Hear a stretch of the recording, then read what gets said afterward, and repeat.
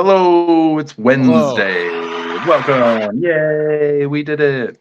We were talking about Chris's finances off stream, so we're going to talk about money. Your finances fascinate me because I've never seen someone work so many jobs, work so hard, but it's Yeah. always like, what is, I got like $80 in this bag. Like, it's just like, Yeah. I'm like, I don't know where it goes. And then, like, sometimes you're just like, oh, yeah, he's got a bunch of jazz records and like a Japanese baseball jersey. And I'm like, yeah, that's right. I like having these kind of friends. Oh, so I just got a message from our friend Sasha, and like literally while you were talking about finances, and I was like, oh, this will be perfect because it said, hey, I'm working for a production company, and they're looking for some talent, and I was like, dope, dope, and they said they're looking for a South Asian comedian, and I was like, yep, there it is. This is so close to opportunities. You have the Well, opportunity. I get a lot of things that very nearly work out, um, That's and true. are very nearly like if I'd been getting 40 hours a week at the job that I started at, I'd be making really good money and I would be fine financially. But it turns out they're dead and they don't need me 40 hours a week. They need me 20 to 25. So I got a second job, and the second job has decided that I will only do training shifts for the rest of my life, and so I'm not making tips at any of those, and so it's all so I'm just every time something almost works, something kicks me in the dick, and then it's Yeah. it's $1,500 in rent every month coming out. So got to keep moving. So yes, I'm broke until I'm not right now. Tax return will be nice. It'll take a bit of the edge off, but yeah, once I start making tips, I should be fine. But we'll see. Oh, it's a real still just a nightmare. Oh my Yeah, god, I just yeah. one of No, those things. I live money adjacent. Oh, I'm Hmm. barely holding on. But it's one of those things where it's like I went from just being so poor and now I'm barely holding on. And it's that weird thing of like shit in your pants to no shit is still an improvement. You know what I There mean? you go. There you go. I mean, like I've got a nice apartment. It's my life's pretty good. I just I gotta lay low. I can't fix anything. I can't buy anything new. I can't be going out. But as long as I lay low and this eternal training shift never ends or one day ends, then I'll be fine. But it's that in between of just like fuck. I just want enough money to do some of the things I need to do.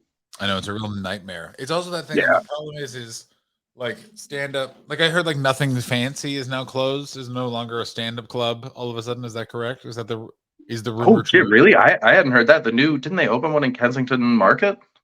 Isn't that the only one? Yeah. So they had one on Dundas, I think, and then they moved to Kensington Market last year, and then it was like downstairs. I heard the shows were doing really well. I hadn't heard that it closed, but I haven't been doing that many shows, and the ones I have been doing have been new material, which has been so fun to just go up and be like, I don't give a fuck how this goes.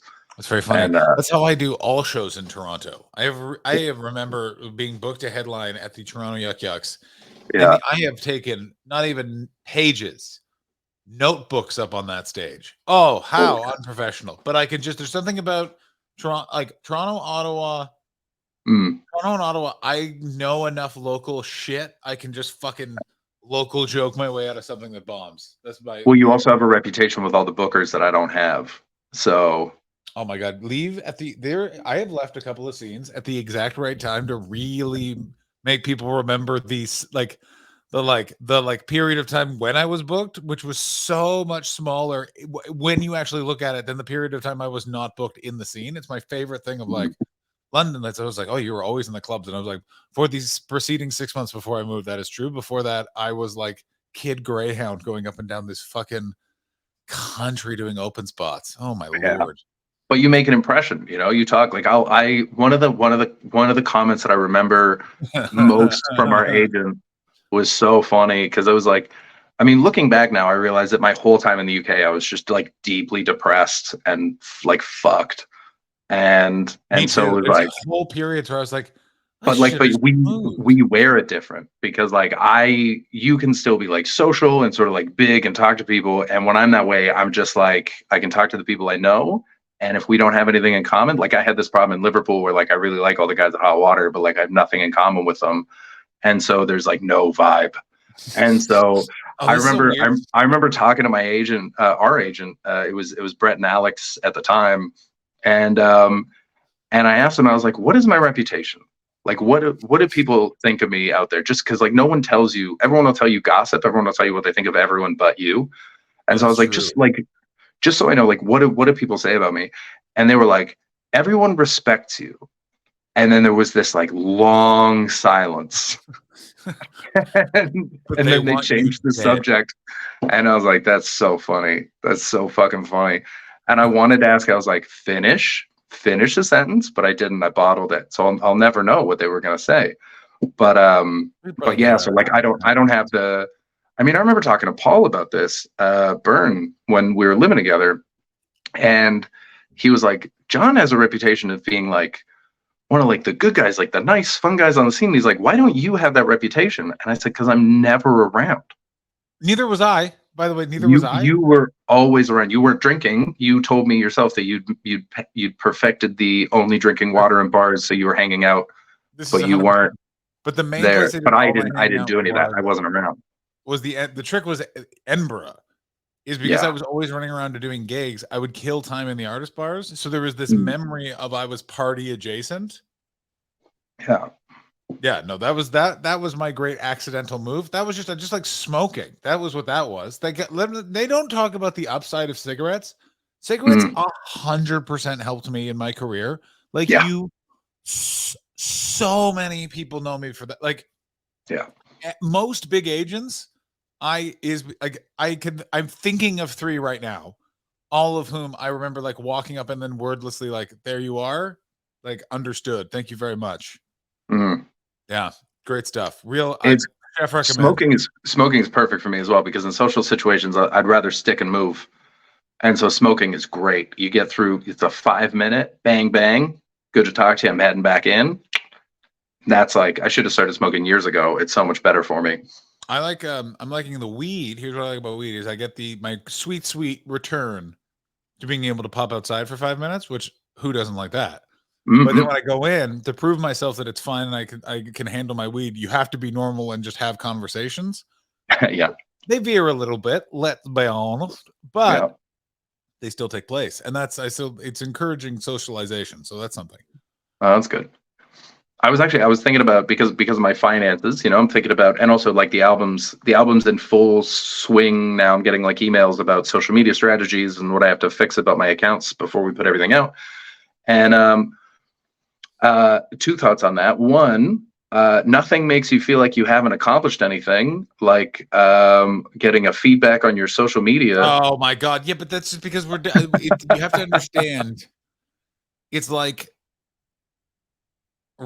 vaudeville versus television. Like no one forget, like everything like radio. Yeah, radio killed vaudeville, but it was still happening in weird corners when Mm. things started. You understand? And like we were very much. There was a time where people went into stand-up comedy to hide from the police. That's how much you did Mhm. not need to be good at any of this. Yeah, it was awesome professional wrestling. Yeah, us professional Yeah. wrestling chefs, sex Yeah. workers, Yeah. and I'm going to say this: football players and basketball players. Although those two require some skill and a ball, the other ones literally just To show time. up. Yep, just time. How'd you Yeah. get good at this? I came here for a bit. Sometimes Hmm. took too long. Yeah. But yeah, like it was. They asked me to like claim my knowledge panel on Google, and I was like, "What the fuck is that?" And so I went in, and apparently, when you've released some things, so it's like when you Google someone and like their name comes up and links to different things and pictures of them comes up before any of the websites come up, right? And Okay. and I was looking at videos on like how to set it up, and they were like, "Yeah, just claim it. It should just be popping up if you have like things out there and you have songs released and videos." And I was like, I don't have a knowledge panel. I guess I don't exist in the eyes of Google. Fuck. It's also because the UK is one of the few scenes that's not online. Mm, I yeah. have more Instagram followers than a shitload of massively famous people in the UK. Yeah.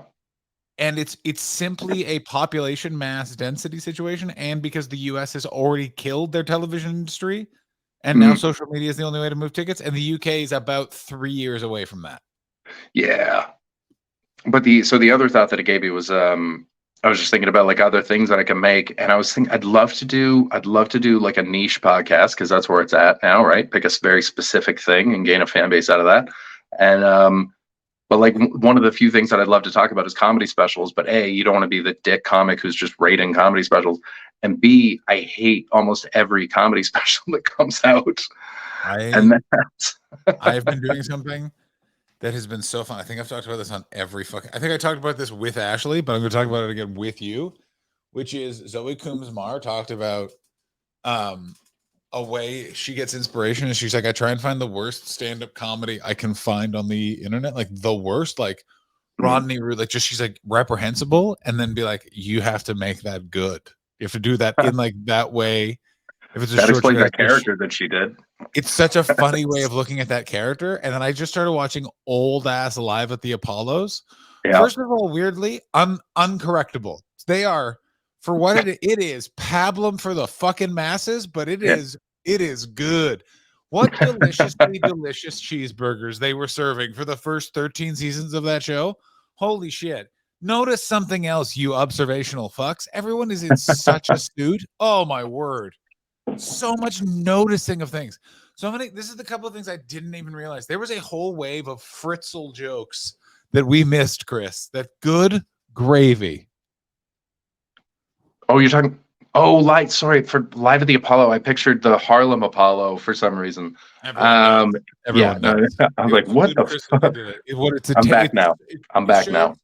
America and England's ability to not acknowledge the rest of the world that England did that. Oh, remarkable. It's one of the craziest things to me is how many British comedians have never heard of any American comedians outside of like George Carlin. It'll be like, yeah, I know Seinfeld. But anyone else? Tom Segura even selling out stadiums all over the world? No, nothing. There's British comedians that think Britain invented stand-up comedy. I guarantee there's English comedians that think England invented stand-up comedy. And I've had conversations with those people. You can put my penis shaft and both of my testicles in your mouth at the same time and go like this. If you, I thought you were going to say into their penis shaft, just yaw it open. No, cram it in there, make them remember. That's what I want you to do. I want you to go with that, and then I want you to bang your knee. Make them just like that. It just goes like that. Correct. Also, and then, that is good. And then another penis goes inside. You gotta say, sometimes I really miss Ashley on this program. Let's start the show. I mean, that was a good joke, right? I was pretty proud of that one. No. that one justified the day off I'll be taking after this program. All right, let's see. How do we start the show? That's right. We gotta have brunch first. Is it brunch? Oh yeah, brunch. All right, there we go. John, you said something in the private chat about some basketball playoffs are happening right now, and you said something in the private chat that I still don't understand. If you saw like a fantasy man in like a Gulliver's Travels type, like say what you said first, so that Steve everyone Kerr else looks like a man who lives in a clock. Who is Steve Kerr?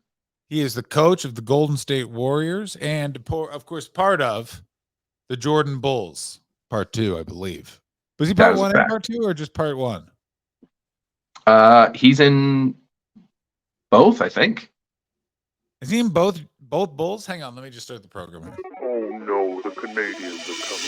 Chris, John, and Irish Ashley combine to make the ultimate team, better than any wet dream. Welcome to the Untitled Twitch stream. John's the CEO and Boomer. Ashley's the real leader. Chris brings the vibes and juices as our enjoyment increases. Welcome to the Untitled Twitch stream.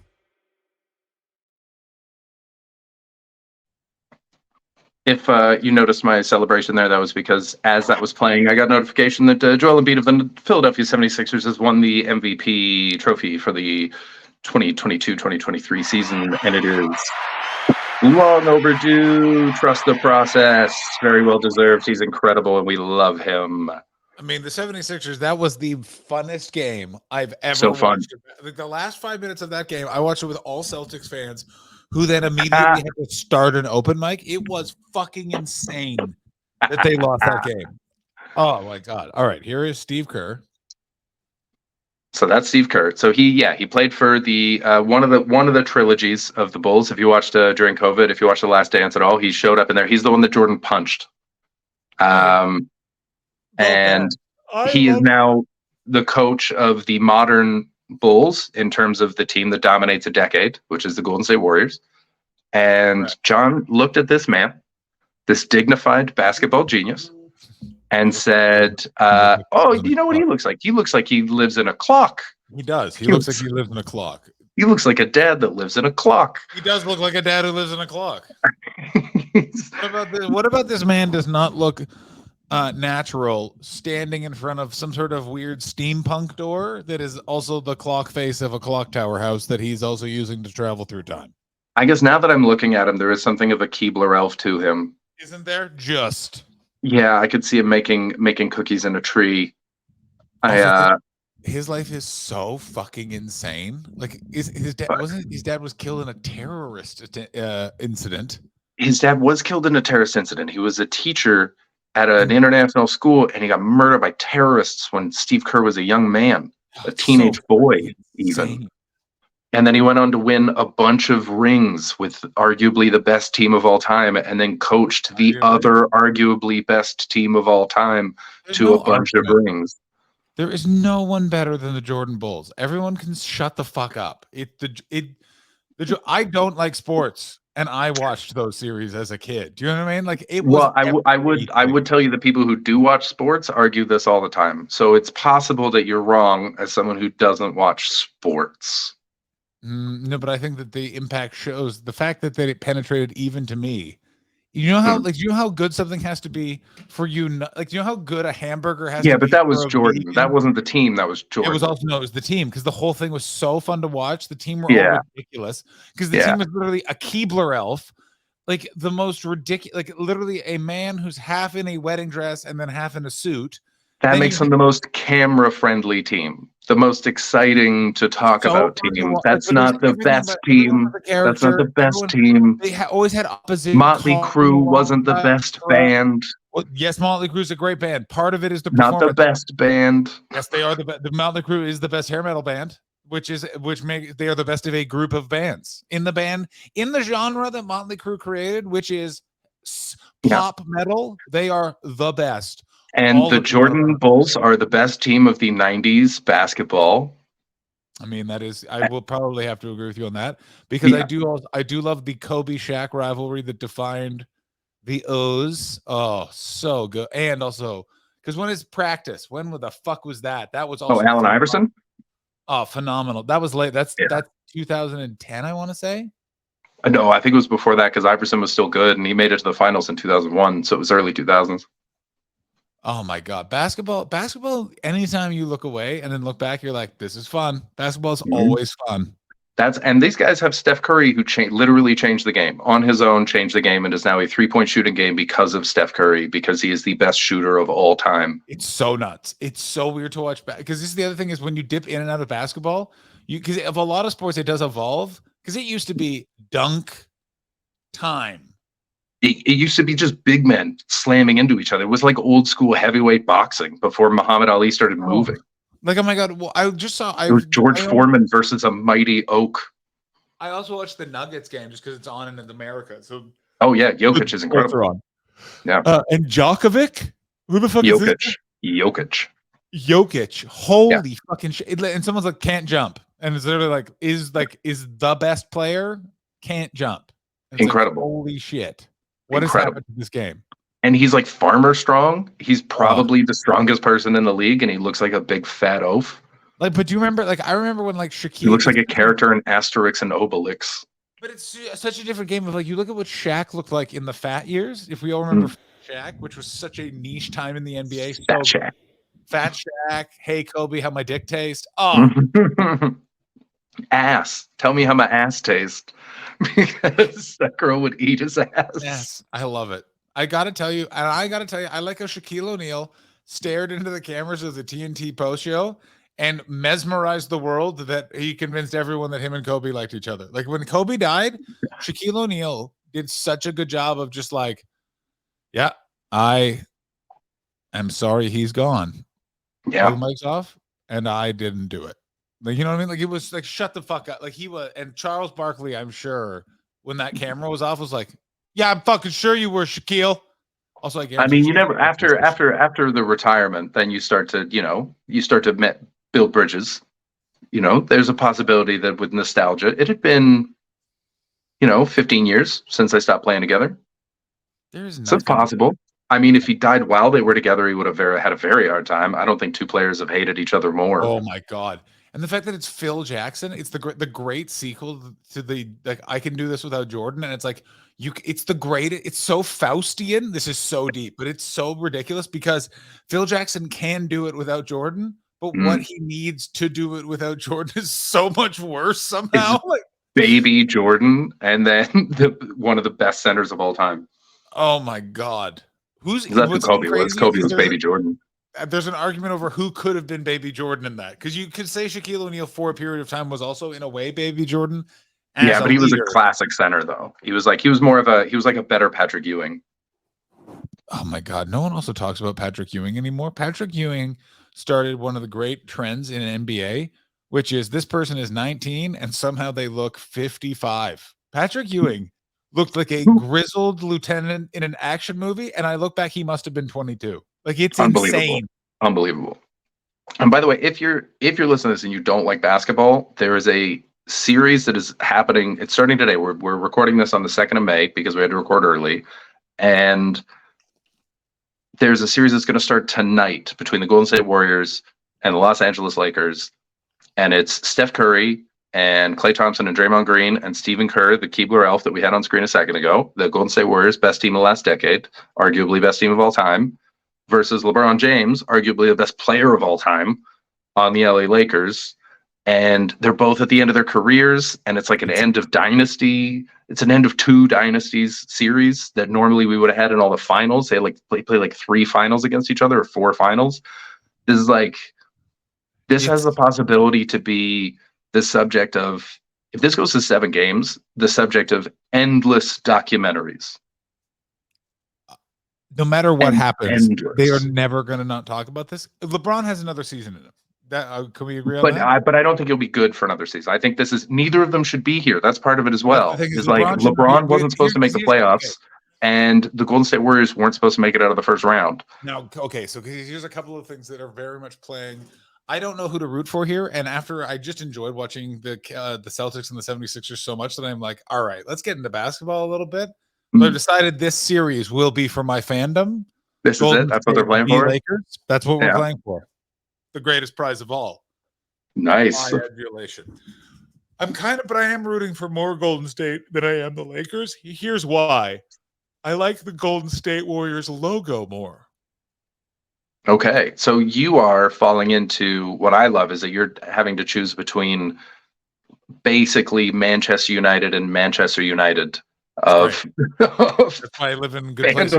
No matter who you pick, people are going to be so mad at you. I don't care. I'm a New England Patriot. Here's who I picked organically when they were terrible. The New England Patriots. Yeah. You do not know what it is like. I do know what it's like to be that fan, because I went to bed when Tom Brady walked that team back over the Super Bowl line, and I remember the text messages I got, and they were very mean from you and Ryan. Was that the Falcons game? No. And then they changed, because I remember I woke up for the last 20 minutes and you had written, "I'm sorry, actually, this is incredible." And because I remember I woke up and came and watched it, and it was insane. You can't hurt me with like, "Oh, you're a bandwagon fan." If you were a New England Patriots fan, people literally they scream. You like cheaters, and it's like, first of all, I like winners. Second of all, the thing that they did do that was cheating, you never caught them doing, so they are not cheaters. You caught them doing a thing that all of them do, just to fucking say that they did it. So fuck you. Fuck the fucking guy who's in charge, whose name I can never remember, who's the commissioner.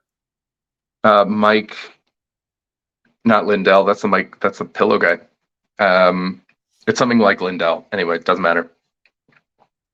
That guy sucks. He fuck you. Tom Brady rules. Tom Brady rules. Brady forever. I fucking love Tom. I also love Tom Brady. Who doesn't love Tom Brady? See, I have the same problem with sports teams as I do with money, where I'm always close. I like teams that are bad, and then they'll like almost win something, or like I'm a Buccaneers fan. And I've been a Buccaneers fan since high school. You had And the greatest situation as a Buccaneers fan. we had it for one season. Yes, but hang on. This is the greatest thing. You have the Tom Brady. If you're going to have Tom Brady for one season, that's the season. It was like Kawhi Leonard playing for the Raptors. He just showed up and won everything. But I'm a Sixers fan. Terrible. I disagree. I'm a Canucks fan. Got to the finals back-to-back years. Lost. That was like dominated, but like can never quite win. I'm a close to greatness guy. I'm not an achieve greatness guy. I'm working on it. We'll get there. You'll get there. The Canucks will get there one day. I just hope the Leafs lose. I don't care. I'm sorry. I fucking hate the Toronto Maple Leafs fandom so much, and I want a Canadian Stanley Cup win so badly. I don't care. I hate them. I hope they lose. I fucking hope they lose, and I hope that Austin Matthews falls into a ditch and breaks his ankle, and people cry. Wow. Yeah. Who hurt you? Nothing. I find their error. I hate the argument in Toronto, which I've been putting up with my entire life because my entire family are Toronto Maple Leafs fans. We're a dynasty. It's like, you're not a dynasty team. You have not been in the playoffs for 19. You haven't been this far in the playoffs in 19 years. Not a dynasty. Yeah. You're just an old team. Yeah. If anything, you've had a tradition of showing how truly bad you can be at this game. Yeah, I think like the Red Wings were a dynasty when we were kids, and the Blackhawks were a dynasty, and now maybe I don't know who's a dynasty now. Maybe the Bruins, maybe the Lightning, maybe no one, which I don't think is talked about enough. Logos that rock. The Tampa Bay jersey logo in the 90s, one of the most unnecessarily awesome logos in the history of sports. With that lightning strike? Let's bring it up. Bring it up. You on that? Go get it. Oh, I'm on. Wow.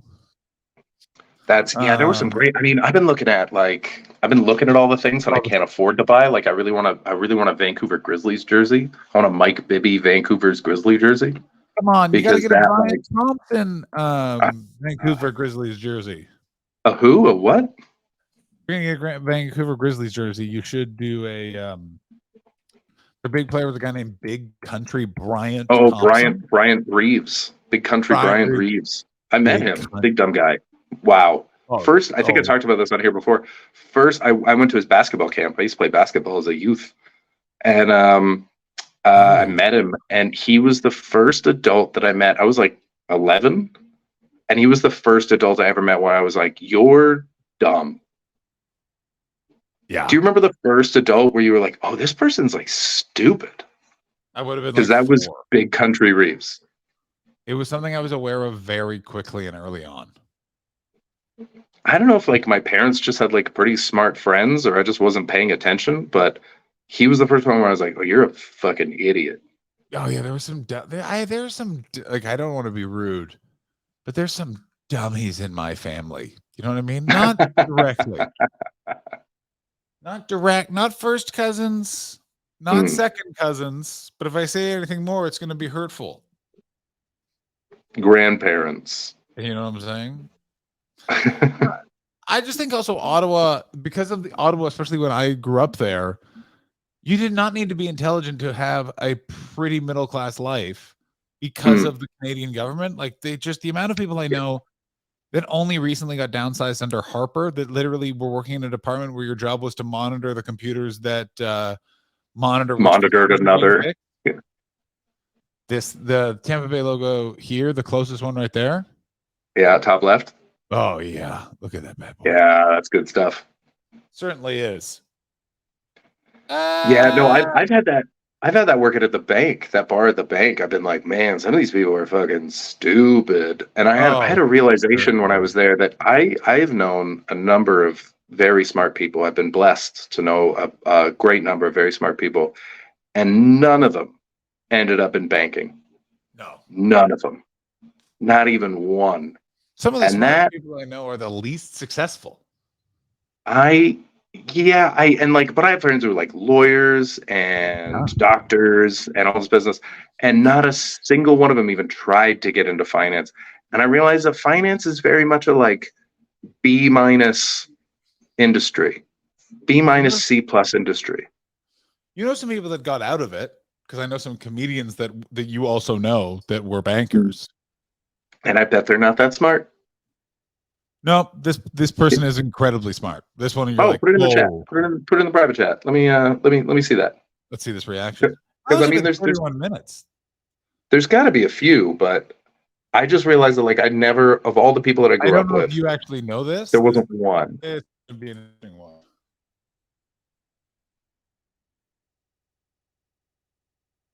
Oh, okay. Yeah, I think I did know that. Yeah, I don't think that's a secret. I think we can say their name, right?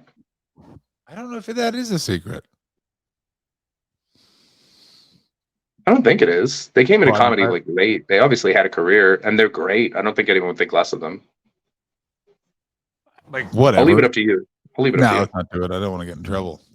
But they're great and you love them. You've I heard do. of them and you love them. And I love them. I think they're fucking hilarious and very wonderful person and very smart. Yeah, literally the only example of a good banker and doesn't bank.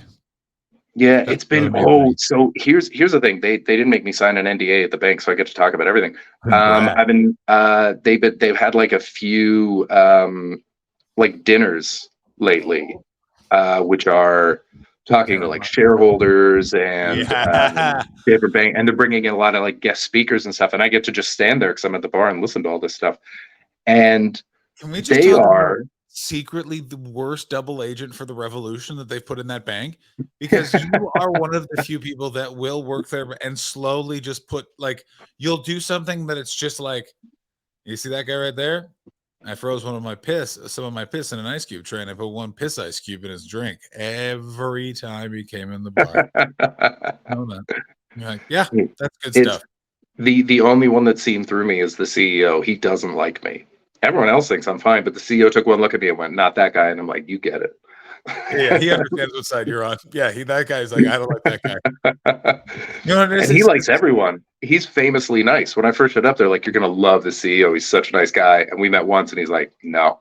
Like, that guy likes banking, and that guy knows who you are. And let me say, there is nothing about you that says I respect the people that are behind finance.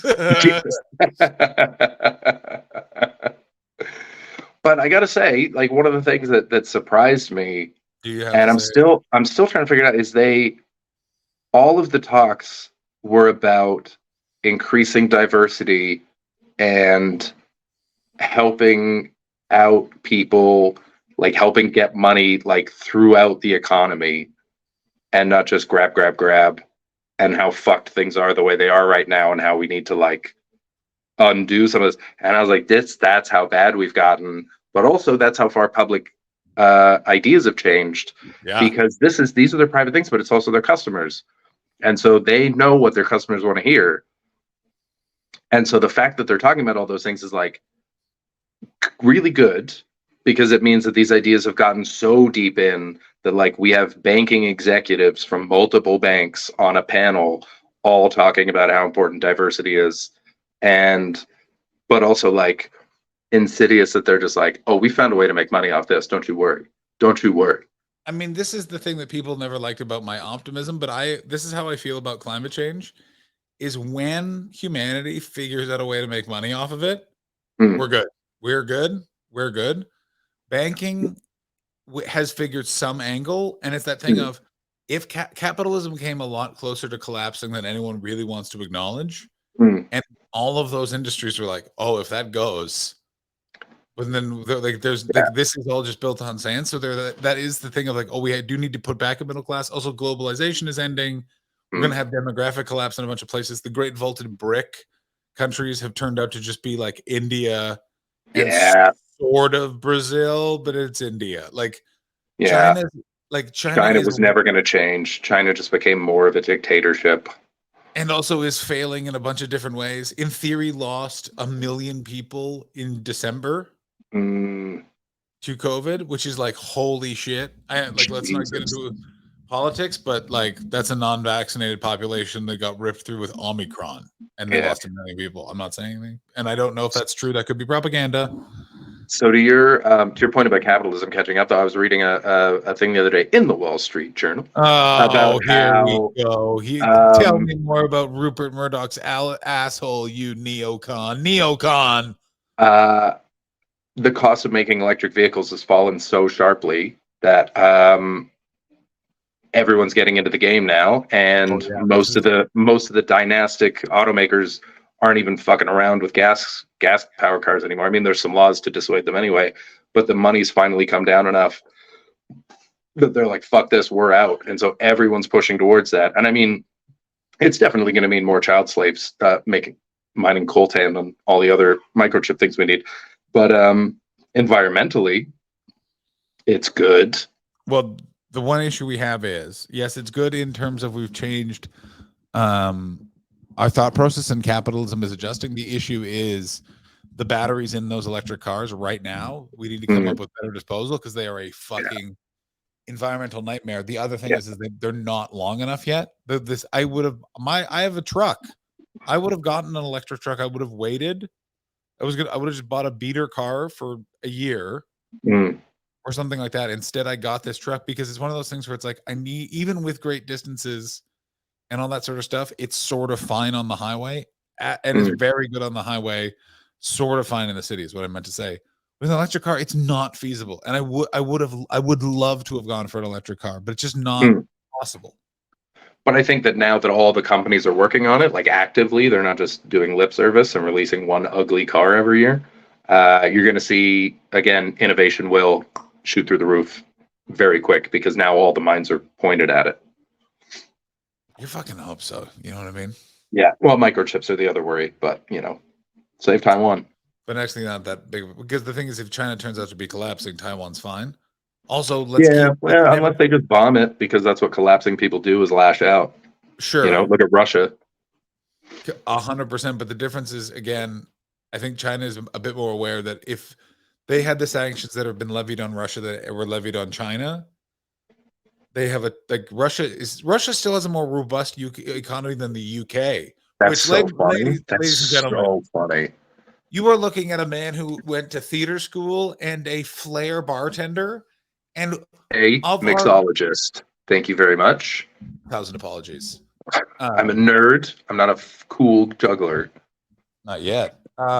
We both were the only people in our friend group. I know that both of us were mocked for our Brexit fucked it and I'll be going now, which was very much my attitude and sort of Chris's attitude, but at the time it's absolutely my attitude. I also studied economics at the best university in Canada. Like, I kind of knew what I was talking about. You did not go to Concordia. Concordia is the best Concordia. How many sociologists do you need? Because they create so many sociologists. Yeah. No, England is fucked. Were you on when I was talking about how they were comparing American deaths to Blackpool deaths? No. They were saying that the average life expectancy in America is lower than Blackpool, and it was both a dunk on America and Blackpool. Yeah, because I'm middle-aged in America right now. I'm 37. Life expectancy in America is 74. Part of apparently what's dragging the life expectancy down, and this is a nightmare, is school shootings is like actively impacting. And you're like, I want to be dead. Yeah, leading cause of death among kids in America, other kids with guns. God damn it. Thank you very much, Wayne Lampierre. Oh, he didn't act alone. I mean, he was such a that story. The more you read about the NRA, the more you're like, wait a minute. Like, is it just them? Like, never. This is one of the best examples, and this makes me want to scream into the ocean. The OK Corral, the great and famous gun battle, Chris. Yeah. What was the gunfight at the OK Corral over? Slaves. Gun control. Oh, really? Oh, was that because they couldn't carry their guns inside city limits? That's Tombstone. You're not allowed to carry your guns inside Tombstone. That's Tombstone. Yeah, that's right. Yeah. They've got guns. I gotta. It's one of the main points against the Second Amendment is that it was just rewritten because the NRA became a lobbying group. Because at that point, it was like, yeah, you can have a gun. You don't get to have it in this town. Well, why? Because you keep shooting people. So we've made a rule that means we got to have people in the town not getting shot. So Yeah. now no guns in the town. You had fun. Fun's over. How do you It's a want it? misdemeanor, Virgil. Goddamn, what a great scene. When Doc shoots up in the sky to scare the horse and then shoots the guy in the chest. Come on. Very- It doesn't make any sense because guns were going off everywhere, but it's still pretty cool. I mean, that's the thing. You Tombstone, you can't think too much about it because there's a couple of scenes where you're like, what's with the whole first half an hour of this movie? Shut the fuck up. That's what it's about. Oh, the scene where he's in the river just shouting no, that's very silly. It's very silly. But I love it. It unnecessary. gets You me every don't- time. Gives me the chills. The first 45 minutes of that entire movie is so just sort of like, It's so good. hope you like the West, because this has nothing to do with the rest of the movie. And you're like, what do you It's so mean? You're good. like, I mean nothing. And you're like, okay. Fucking Sheriff Behan. He Yeah. ain't no law.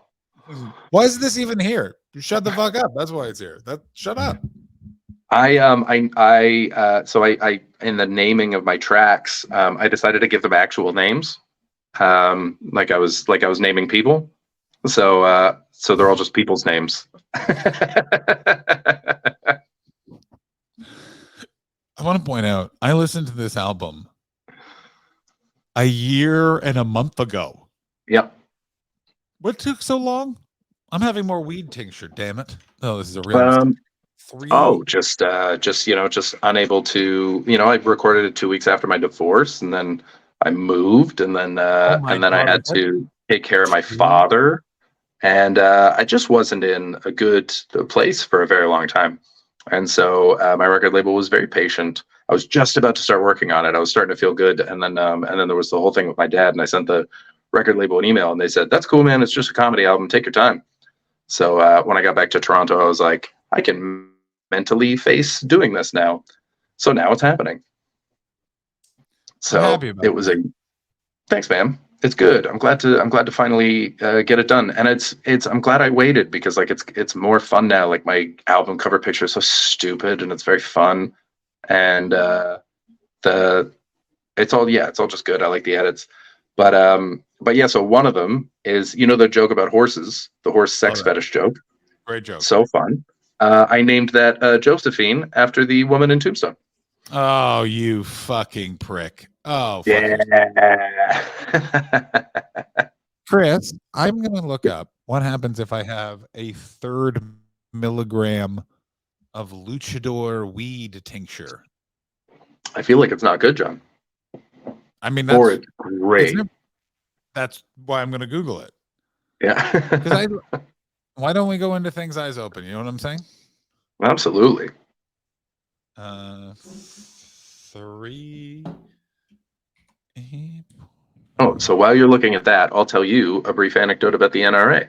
So, Sarah Churchwell, who wrote an incredible book called Behold America, A History of the America First Movement and the American Dream, which is a terrifying book about white supremacy and its deep, deep, deep, deep, deep roots in American culture.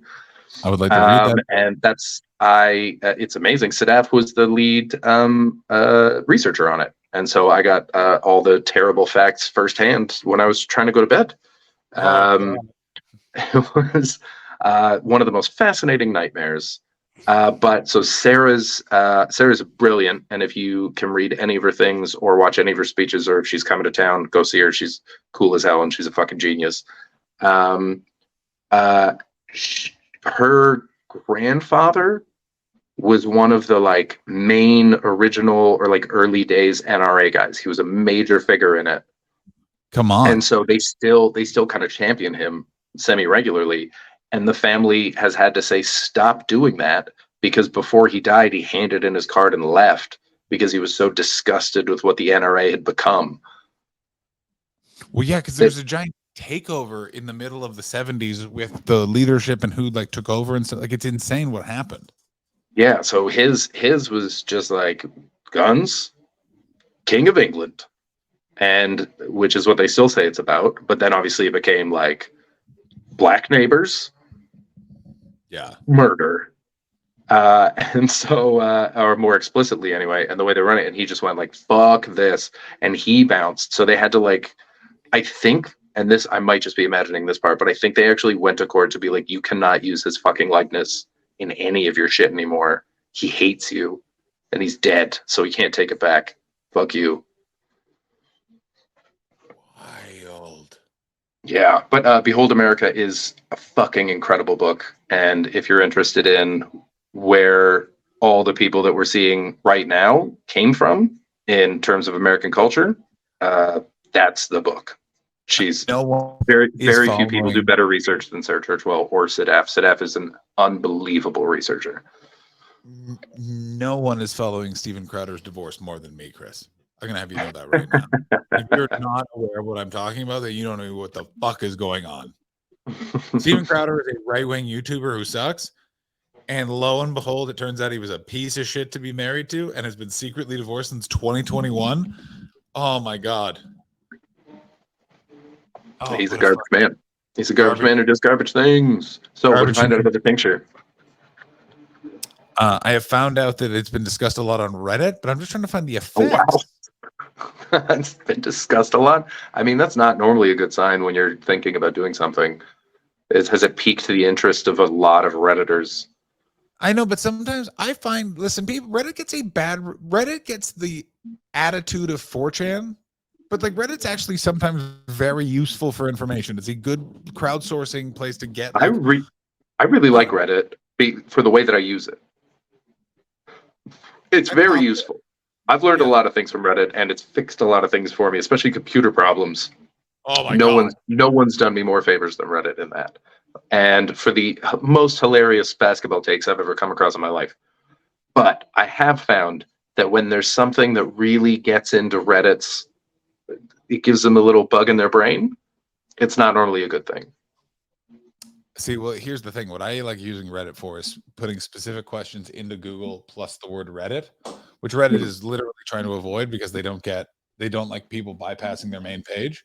But I want the thread where it's already discussed. I want like a 2-year ago archived thread so I can go through the whole wave, the everyone's angry wave, the actually wave, couple of links. That's what I want, the full discussion for my perusal. And then I hum, and then I come up with an answer. You know what I'm saying? Okay, I digest the information.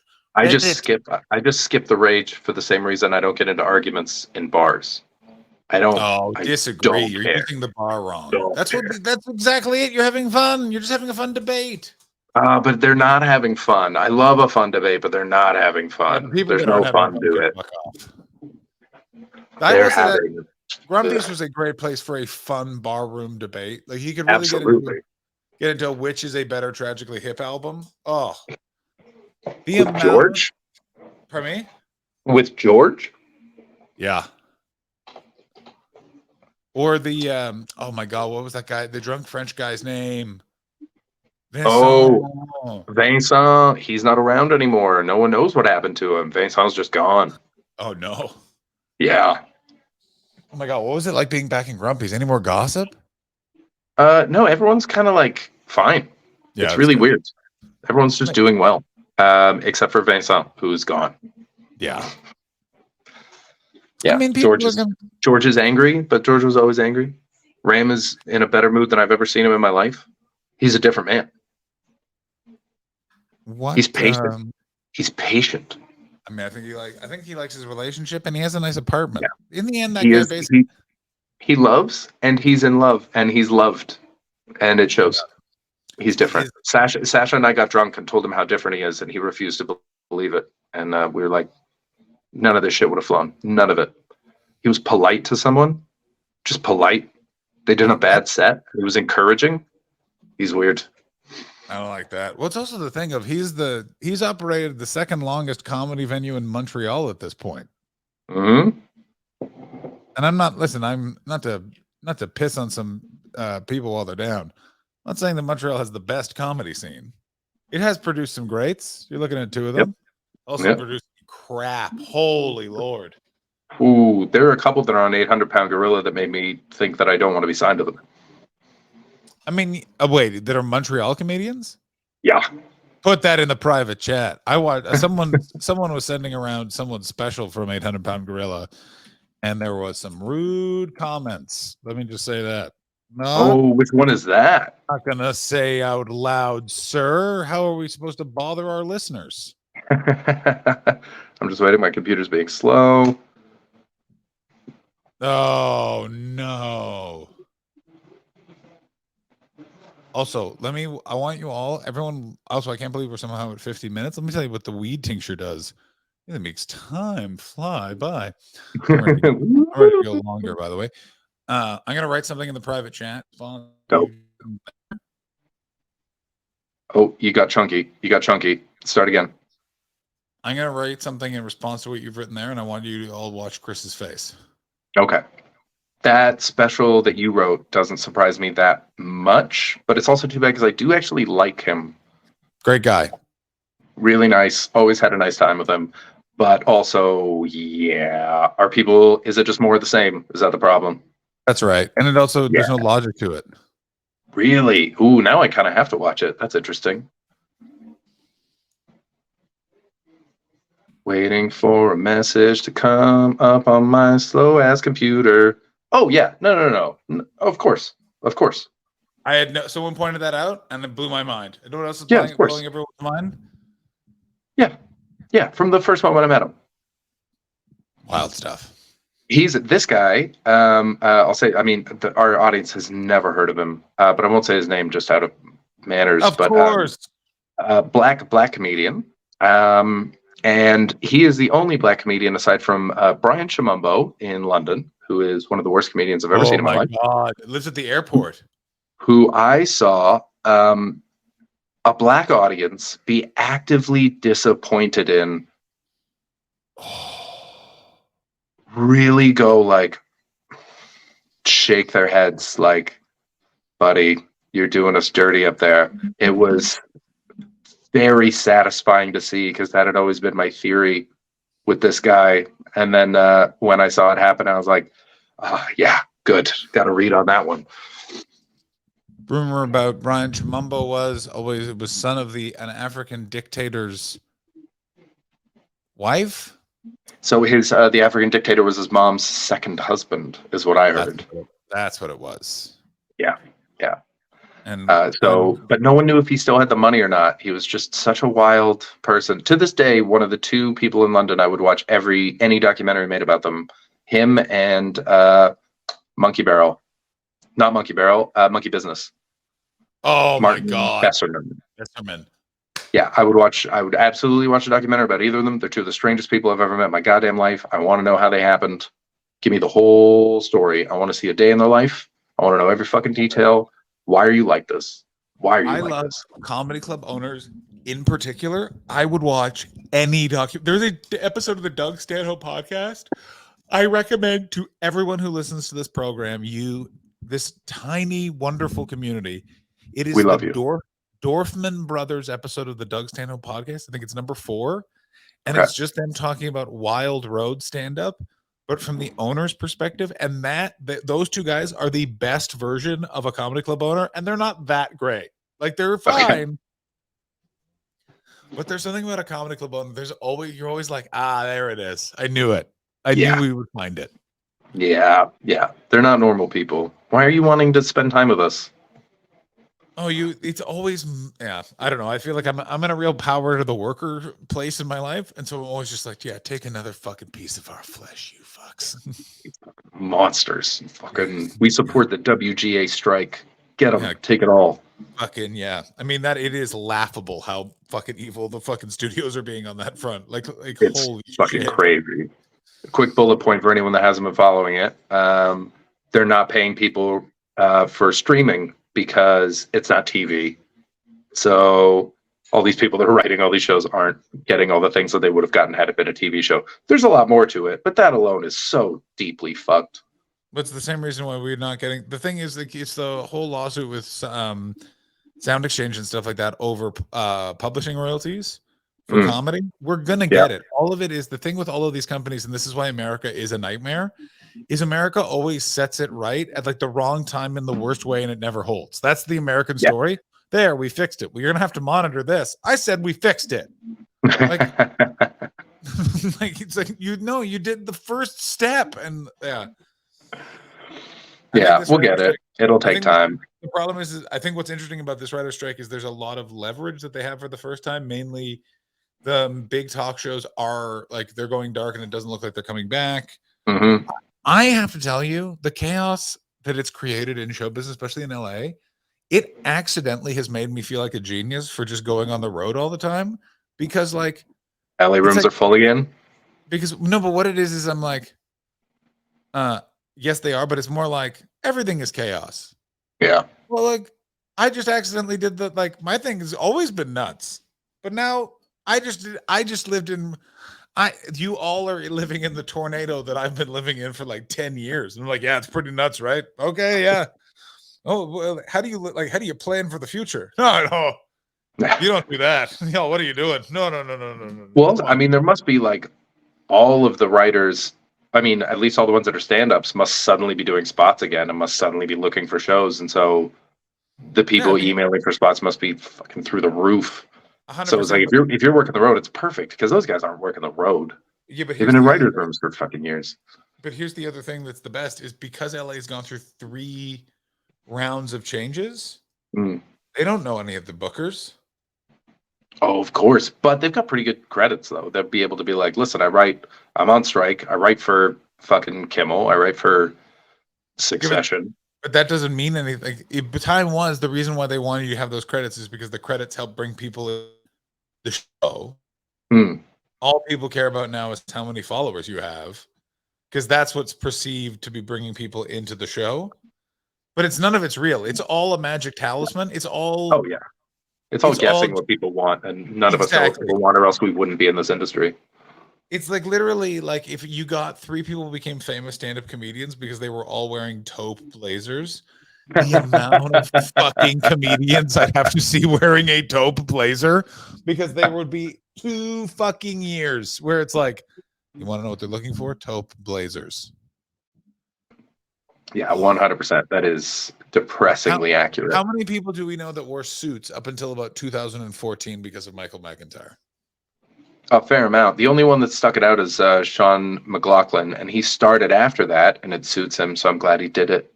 As And do I. Pierre. Pierre wears a suit. Pierre's a different type of suit, though. It's Yeah, like Pierre's got jeans and a nice fancy jacket. velvet one. What Pierre looks like? He looks like the shithead friend in a fraternity movie. That's what he dresses like. It's not the main guy, but he's like the second guy who has a cigar who's like, that's right, Drake. I think he looks like a genie that comes out of a lamp that you find on the old Vegas Strip. UTS. Yeah, and he makes that sound, and he comes out, he goes, what the fuck do you want? And that's, Oh, please. I mean, I think to end this week's broadcast, I'm going to do a third. I also want to say, I don't know if this is 1 or 1,000 milligrams. That's not clear. Okay, so the net weight is 1.9 ounces. So you can't do 1 full ounce in one thing unless I chugged it, and that would be a terrible idea. okay. I don't know how many grams go into an ounce. Well, we're going to figure that out. I think 1,000 milligrams is Because 1 ounce. that's imperial and metric. They don't even, oh God, no, it's not. 1,000 milligrams is a gram. All right. So what this says is 1 serving is 1 milligram, and in that I was 17%. Oh, I can definitely do a third one. This is fine. Never Okay, mind. good. Stand down. I'm in the mood for weed tincture. Oh, that's really nice. Woo! 1 All ounce right. is 28 grams. Oh. Can you Google over there what happens if you do 3 milligrams of weed tincture? What should you expect? Oh, you'll be fine. That's Oh, so little of that bottle. Gee, weed really hope tincture I hope it's a weird side effect. You shit out of your effect. dick. Oh, it says your dick grows by 2 inches. Yo! Yo. Limp Bizkit. Pow, pow, pow, pow, pow, pow. Okay. All right. let's call this a day. You enjoy your third tincture. I already And have. You all enjoy your week. We'll see you. I should see you on Sunday. Yeah, we're doing this the week while I'll be on the cruise, and I should be back. yeah. So enjoy the. This is why we pre-record people so that we can give you episodes even when John is a C. Ahoy, matey. And when I'm sick, and when Ashley is saving lion cubs or whatever lie we told last episode. This is what Ashley's up to. Here, let me show you what Ashley's up to. Old French. It's not even words that French people use anymore. It's all Quebec French. What was that? Did everyone see that? Like, old French. It's not even words that French people use anymore. It's all Quebec. Perfect.